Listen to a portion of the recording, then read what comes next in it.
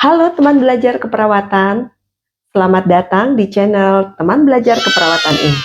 Kali ini kita akan membahas topik dalam dunia kesehatan, yaitu tentang standar pelayanan keperawatan. Standar ini sangat berpengaruh terhadap kualitas pelayanan yang diberikan kepada pasien. Jadi pastikan kalian dapat menontonnya sampai akhir dan jangan lupa untuk subscribe agar tidak ketinggalan informasi menarik lainnya. Yuk simak selengkapnya. Pengertian standar pelayanan keperawatan. Standar pelayanan keperawatan merupakan sebuah pedoman yang digunakan oleh perawat dalam memberikan sebuah asuhan keperawatan. Tentu saja asuhan keperawatan yang diberikan adalah asuhan keperawatan yang profesional, dan perawat yang memberikan asuhan keperawatan yang profesional adalah perawat yang memiliki kompetensi. Standar ini bertujuan untuk memastikan bahwa setiap pasien mendapatkan perawatan yang aman, yang efektif, dan juga sesuai dengan kebutuhan mereka dengan prinsip profesionalisme.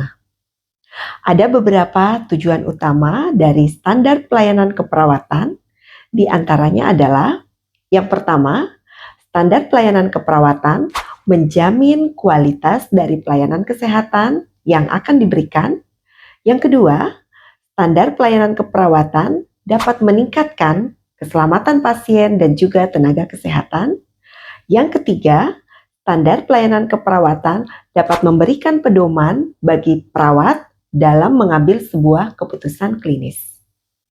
Yang keempat, standar pelayanan keperawatan dapat meningkatkan profesionalisme perawat dalam praktik keperawatan. Komponen dari standar pelayanan keperawatan.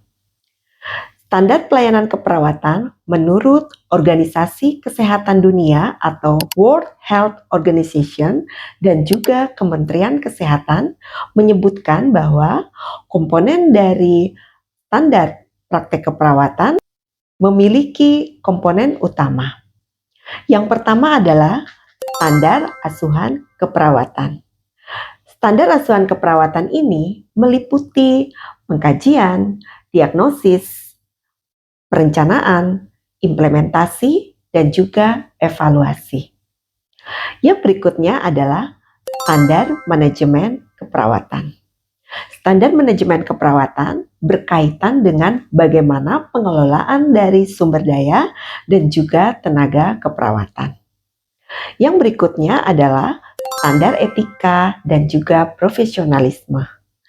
Perawat harus bekerja sesuai dengan kode etik profesi sehingga pekerjaan yang dilakukan oleh perawat dapat profesional. Yang berikutnya adalah standar keselamatan pasien. Untuk memastikan bahwa pelayanan yang diberikan adalah pelayanan yang aman dan juga pelayanan yang berkualitas. Tentu saja, perawat yang melaksanakan hal ini adalah perawat yang memiliki integritas, yang memiliki dedikasi, dan juga termuat di dalam nilai-nilai profesionalisme dari seorang perawat. Implementasi standar dalam praktik sehari-hari. Bagaimana implementasi standar ini diterapkan? Berikut beberapa contoh penerapannya. Perawat melakukan sebuah pengkajian secara komprehensif atau secara menyeluruh sebelum memberikan sebuah tindakan. Tentu saja perawat memiliki kompetensi untuk bisa memahami masalah-masalah pasien mulai dari aspek bio, psiko, sosio, kultural, dan spiritual. Perawat dapat menggunakan alat-alat kesehatan sesuai dengan prosedur yang ditetapkan. Perawat dapat berkomunikasi secara efektif kepada pasien dan keluarga pasien. Tentu saja komunikasi yang diberikan adalah komunikasi yang terapeutik, yang dapat memberikan suatu perencanaan yang baik untuk aspek penyembuhan. Dan perawat dapat melaporkan kejadian yang tidak diharapkan untuk perbaikan dari pelayanan kesehatan. Tantangan dan solusi dalam pelayanan standar keperawatan. Tentu saja ada tantangan dalam penerapan standar ini. Misalnya, kurangnya tenaga perawat dibandingkan dengan jumlah pasien, kurangnya pelatihan yang berkelanjutan. Bagaimana solusinya? Tentu saja dibutuhkan komitmen dan dukungan dari pimpinan.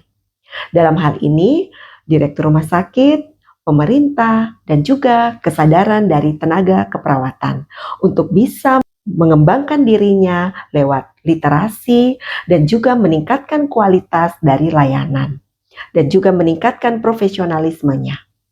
Nah, itu tadi pembahasan mengenai standar pelayanan keperawatan.